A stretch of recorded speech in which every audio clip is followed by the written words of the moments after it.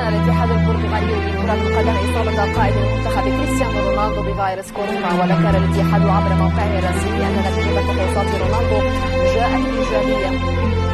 أنا لست على ما يرام، فلساني يتلعثم وقلبي يتألم. أنا لست على ما يرام، أنا لست بخير، أنا لست بخير. ما هو وقته والله، لا تنكسر قدام عيني وانا اشوف.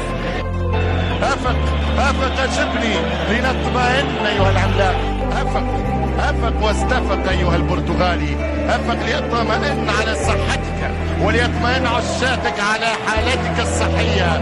ولكن يا كريستيانو لا تمت ولا تنام، سجل رقم من بعد رقم وهدف من وراء هدف، اهداف تتلوها اهداف، ارقام تدق وارقام.